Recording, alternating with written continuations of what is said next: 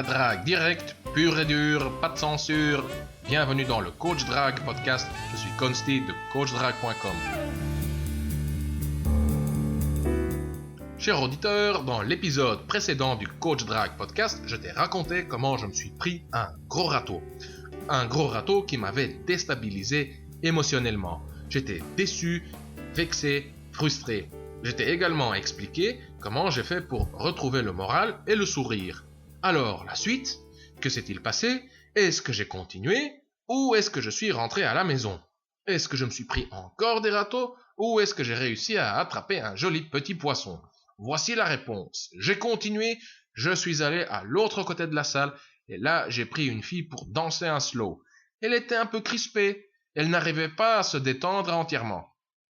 Ou bien c'est moi qui n'ai pas réussi à la détendre. Faut savoir aussi qu'elle était en groupe. C'était un groupe mixte. Elle était là avec encore 2 mecs et 2 filles. C'était comique de voir à quel point un des mecs de son groupe a commencé à s'inquiéter. Ça se voyait tout de suite. Ce mec était attiré par cette fille. Ce sont des collègues.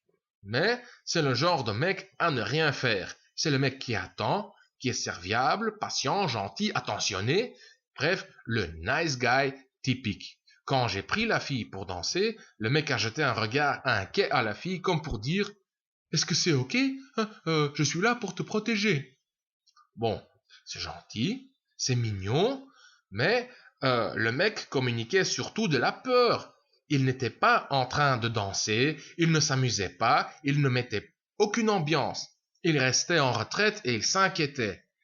Soit, la danse avec cette fille, bon, ne donne rien. Je poursuis mon chemin, j'aborde un groupe de 2 filles, une blonde et une brune.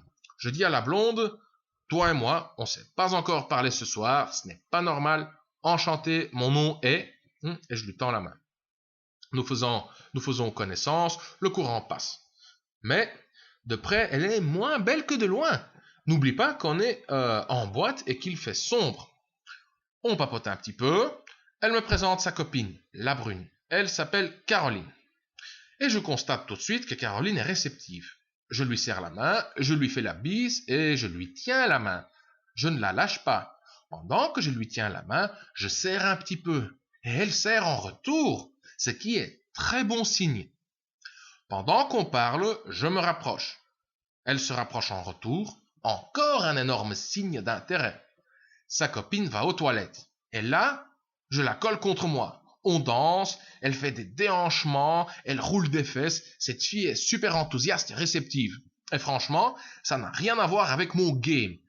Ça n'a rien à voir avec mes compétences en matière de drague. À force d'aborder, je suis tout simplement tombé sur une fille réceptive. Voilà, c'est aussi simple que ça. Donc, on danse sensuellement, joue contre joue, mes mains sur ses hanches, ma cuisse entre ses jambes, la chaleur monte. Mais quand sa copine revient des toilettes, elle se retient un petit peu. Elle tient compte du regard de sa copine. Elle a peur d'être jugée. Alors, qu'est-ce que je fais? Je demande à sa copine, est-ce que je peux te l'emprunter? Je te la rends dans 2 minutes. Elle me répond, oui, bien sûr, aucun souci. Je prends Caroline par la main et je la guide vers un coin un peu plus sombre et isolé, justement pour qu'elle se sente plus à l'aise, pour qu'elle n'ait plus peur du regard de sa copine. Là, on reprend notre danse sensuelle et je la fixe du regard. La tension monte. Je mets ma main sur sa nuque et paf, je la tire vers moi et je l'embrasse. Quelle déception! Elle embrasse vraiment mal. Et en plus, elle ne sent pas très bien. Aïe, aïe, aïe, aïe, aïe. Ça m'a, tout de suite coupé l'appétit. Juste pour le sport, je lui ai demandé où elle habitait. Elle n'habitait pas loin. Je lui ai demandé quels étaient ses projets pour le reste de la soirée. Elle n'en avait pas. Alors je lui ai dit de prendre sa veste et de me suivre. Elle me demande, on va où? Je lui dis, chez toi. Elle me dit que ça ne sera pas possible. Ce qui ne m'étonnait pas, vu mon manque d'engagement et d'enthousiasme. Je prends son numéro et je m'en vais. J'aborde une autre fille. L'autre fille me demande « Mais pourquoi est-ce que tu m'abordes? Tu viens d'embrasser une autre fille. » Je lui réponds « Bah justement, parce qu'elle embrasse mal. » Elle rigole, on discute un petit peu, on s'amuse. Un peu plus tard, je décide de partir. Je suis fatigué, je n'ai plus d'énergie et de motivation. En plus, je dois prendre mon bus. C'est cool car ici, il y a des bus de nuit. Et en plus, ils sont gratuits. Soit. Dans la rue, je fais encore une petite approche, une approche nulle. Aucune énergie, trop mou, enfin. Et là, je me dis, arrête, c'est bon pour ce soir, plus besoin de te forcer, voilà. Alors, voici maintenant les observations. Au final, je n'ai fait que 11 sets, comme on le dit. 11 groupes ou 11 approches. Avec la plupart des filles, j'ai interagi à plusieurs reprises. Je les aborde, je m'en vais, je les réaborde un peu plus tard, et ainsi de suite. Mais avant d'avoir fait le compte, le calcul, j'avais l'impression d'en avoir abordé plus que ça. Eh ben non, 11, voilà, et pas plus. Malgré ces 11 approches, malgré les bonnes interactions que j'ai eues, j'ai quand même dû combattre quelques démons.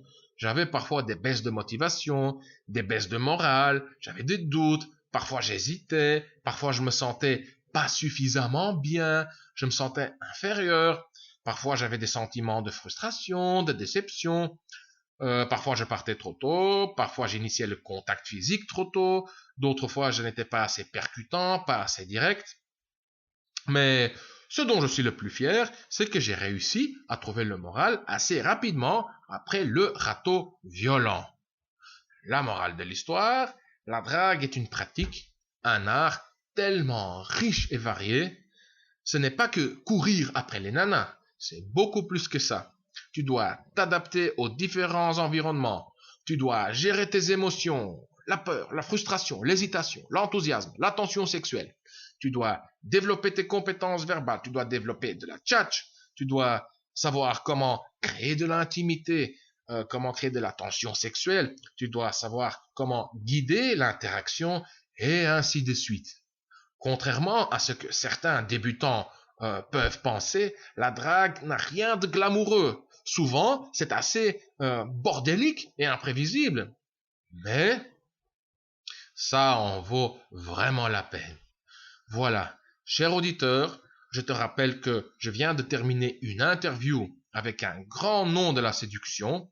C'est une interview spécialement pour les débutants. Donc, si tu ne t'es pas encore lancé dans la drague, ou bien si tu comptes te lancer, ou si tu viens juste de faire tes premières approches, alors cette interview est faite pour toi. Je publierai cette interview dans 2 ou 3 jours. Donc, garde ta boîte email à l'œil. Si tu ne l'as pas encore fait, alors abonne-toi au Coach Drag Podcast dans iTunes, via le flux RSS ou par email. Tu trouveras les liens pour t'abonner au Coach Drag Podcast en dessous de ce podcast sur le site du Coach Drag Podcast. L'adresse du site est coachdrag.com/podcast. Je suis Consti de coachdrag.com. Merci d'avoir écouté le Coach Drag Podcast. On se voit dans le prochain épisode. Bonne drague!